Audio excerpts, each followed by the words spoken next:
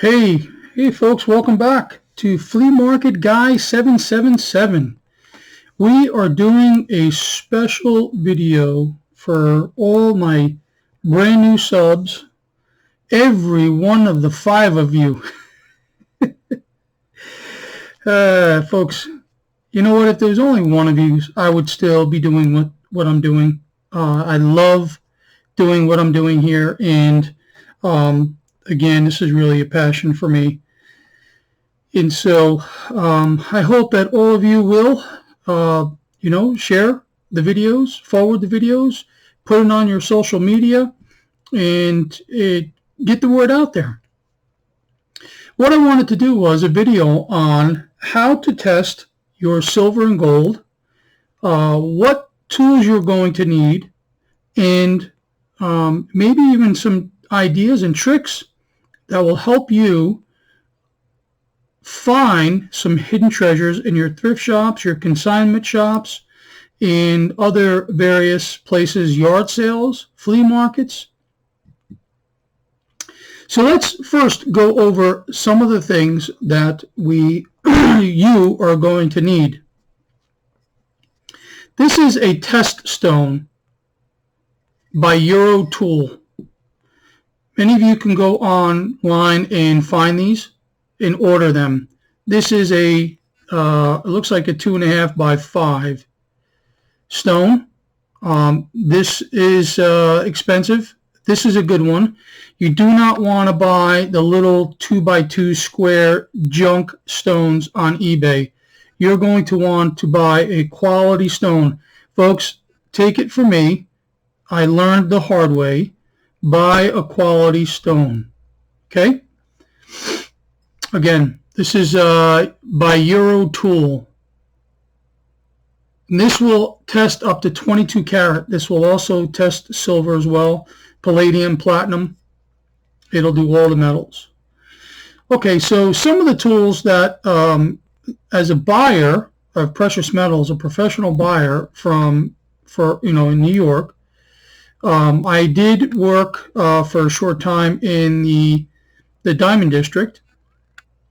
And it was on a very limited basis, but I did learn and pick up many of the tricks of the trade. I was able to get a lot of the locations for buying and selling, cut out the middleman, and so I've been very blessed. Just as a little detour, folks, I'm drinking a delicious cup of coffee, and I don't know about you guys, but I usually put some cinnamon in my coffee. Most people don't know that, but it is delicious. So I'll let that sit in there for just a few minutes. Cinnamon is very good for high blood pressure and the circulatory system. So I usually do that in one of my cups of coffees. Okay, so here's what we're going to want to get. You're going to want to buy. You're going to want to buy a quality magnet. Okay? And you're also going to want to buy an eye scope. Now this eye scope, I forgot what this is, a by 50. Yeah, this is a by 50. And you're going to want, mine's a little dirty. This is a backup for me, so I haven't used this one, but my primary one is in my bag. I put all my things in a bag, and I'll show you the bag. Looks like an old banker's bag, Wells Fargo bag, and that's how I travel. So you got your eye scope, right? And you have a file. You're going to need a file, and I will show you why. Okay? And then on top of that, the most important thing you're going to need is a digital scale. Now, these usually sell for anywhere from $5 to $8 on eBay. You can get one of these really cheap, and they do last for a certain. Now, mine, the ones that I've gotten always usually lasted me for a year, and then I'll change the battery. So yeah, so this is the scale. Let's open it and spin it around and show you guys. So this is the small scale, okay? So that's another part of our weaponry, okay? We'll just put that, we'll just set that aside here so maybe you guys can see it. Okay. Now what you're also going to need, you can get these on eBay, Amazon. You're going to need to get the acid, and you can find them to start at 10K all the way up to 22K. You can get them, this is 18K. Now commonly I have these, I have 4 of these in my bag. I have the 10 all the way to the 22K. I don't use the silver because I have other methods of using silver, okay?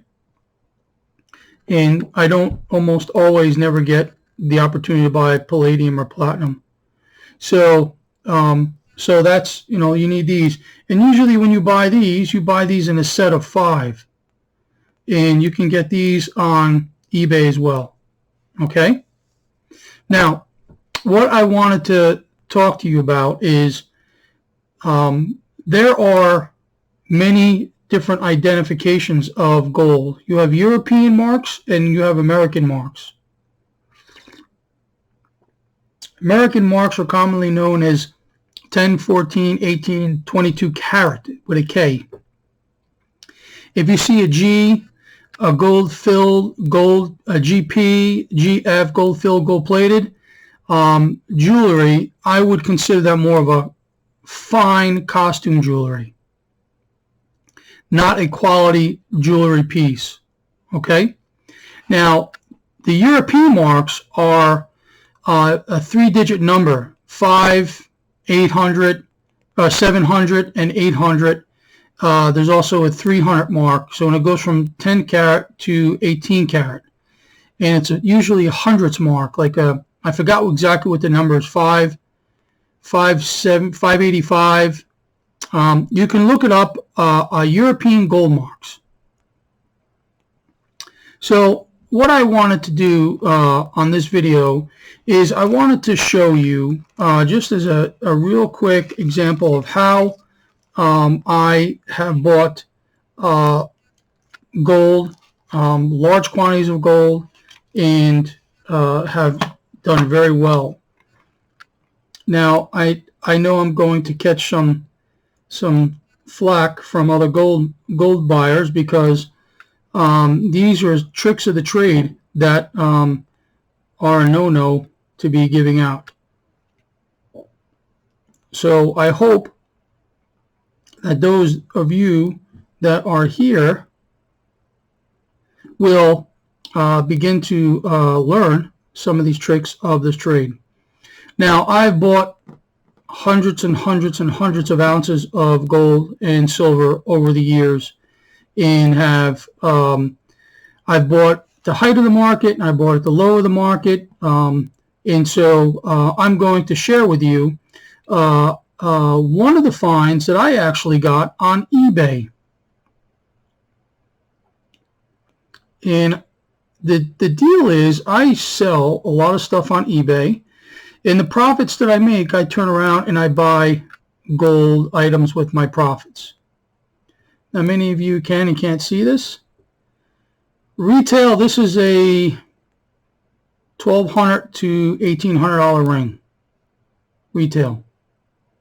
High quality diamonds, 14 karat gold.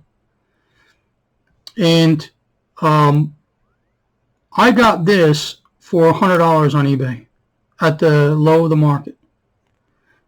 This is easily a $200, $250 retail ring. Now maybe $300, $350 ring. It's a small men's pinky ring. I don't ever wear it because I'm not big with jewelry. My wife has a small fortune in different pieces that, well, she doesn't anymore. She's been given and selling a lot of it. So so we're going to use this ring as an example, okay? Now, I've been able to verify the the carat in weight on this ring, and so I do know it's 14 karat. So what I'm going to do is I'm going to, I want to, let's see, is my battery dead? Oh yeah, oh no, okay. I've got to put the battery back in. It is important, folks, to store your batteries in and away from the actual setting of the device, because it'll corrode and it'll quickly ruin your scale. Now, you can't really complain about $5. So what we're going to do, understand that in the industry, everything is weighed in penny weight. So we're going to turn my, let's see if we can make some room here for you guys so you can see what I'm doing. Okay, so I have it in grams right now, right? I'm going to change the mode to penny weight, which is DT, is the abbreviation, DWT. Okay, so we're going to weigh this ring. Understand we have diamonds, so we have to deduct maybe 10 to 15% of the weight to be safe for you. So we're going to say this is a 3.5 penny weight. 3.5 penny weight. I think penny weight now, per penny weight, is roughly $36 to $42. I'd have to check my price chart right now. I haven't updated it in a couple of days, so I don't know what it's actually at. So we're right around $100 in penny weight. So I haven't bought any precious metals in probably 2 years. I've really backed up on buying a lot of precious metals because I haven't found a lot of it. A lot of people are starting to become very wise to their gold and their silver. So what is this for? Well, if you want, many jewelers, what they'll do, and I'm not going to do it to this ring, is before they do a scratch test, they'll take and they'll file a little V into the gold, with the corner of the file. And that's where they'll lay their item down, and then they'll take the acid and just put one drop on that to see if it turns green, or if it begins to show any color, any discoloring, which will indicate that it is plated or filled. So for sake of not wanting to ruin my ring, we're going to show you how to do the scratch test. Okay, so basically you get the gold item piece in a very secured place in your hand, and what you're going to want to do is you're going to want to give, can you see that mark I just did? I'm going to do 2.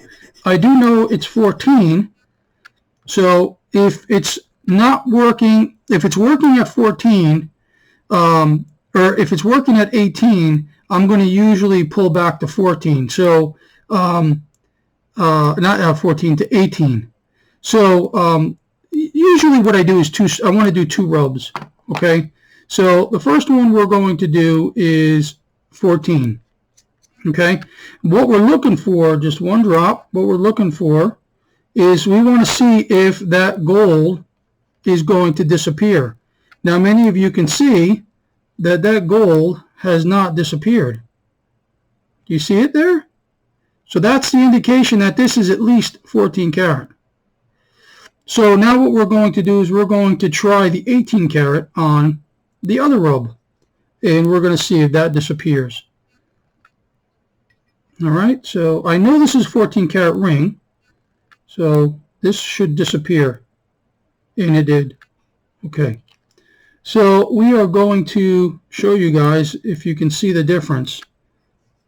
If you can see the difference without making a mess of acid, Can you see the difference? This one here disappeared. Oh, we don't want, it's smoking. So let's get this rubbed off. Take a towel, paper towel, and clean your stone very, very well. You do not want to get a lot of fluids on this stone. Soap and water I've known to work okay. So, but what you'll see is this gold will start running with the acid. It's disappearing, it's breaking down. So that ring is not 18 karat, okay? You can still see it, but you can see it's like floating. And it's not only floating, but it's like you can see it breaking up. So I understand and know that that is a 14 karat gold ring. Now there's a test that most jewelers, scrappers, refiners, again, make sure you clean your stone very well. Okay, you really want to keep your stone clean. This is your money maker. Okay. Again, do not cut back on the finances buying a stone. You want to get a real quality stone, okay? The number one trick that most jewelers do is this. If that thing magnetizes, that means there's metals in there. Dead giveaway. Before you do all this, you want to run your magnet over your gold, and all the fake gold filled or gold plated stuff will cling to your magnet, and you'll know that right off the bat. Don't waste the time testing, wasting your acids, using up your stone, because your stone does have a life expectancy, depending on how much testing you do. So it's obvious that my ring is not metal, magnetized metal. It's gold. Okay. So after you do all those things, you know that you do in fact have a, let's say, a 3.5 penny weight, 14 karat gold men's ring, pinky ring. If you were to find this at a retail store, you would probably end up looking and buying this particular one because of the size and quality of the diamonds, probably around the $300 to $500 range. Okay, this is a luxury item. I paid $100 for it on eBay. The person selling it either didn't know what they were selling, or maybe they did because it was $100, but maybe just didn't realize that, there was a value. Now, buying precious metals, if there's stones of any kind, you want to make sure that you tell your seller that you have to deduct a portion of the weight of those stones. If you can convince them to bring all your metals without the stones, so you have just a more accurate way to measure. If you don't, just do your thing, and in your mind, make sure you make a deduction of the overall weight according to the amount of stones that you think you have. And then at the time of you giving the buyer or the seller a price, you make sure you let them know at that point that, I had to deduct a little for the stone because I'm not a precious metals buyer in stones. I'm a precious metals buyer in metals. And many a times they'll just say, the heck with it, go ahead, keep everything. And if you are into refining, you'll pop these diamonds out, put them into your little safe, and at some point in time you can bring them to an honorable, credible jeweler, and they can make you an offer above and beyond. Now, usually jewelers won't mess with anything that's less than 1 carat, maybe 2/3 of a carat. Maybe some of them will buy, depending on the high quality of the diamond. These are high quality, and I bought this to keep this as an investment. One, because I know where precious metals are going, and also because it is really just a beautiful, high quality diamond ring. And so, folks, that's really it. If you have any questions about what I've tried to show you here, please feel free to send an email, leave a post, and I will try to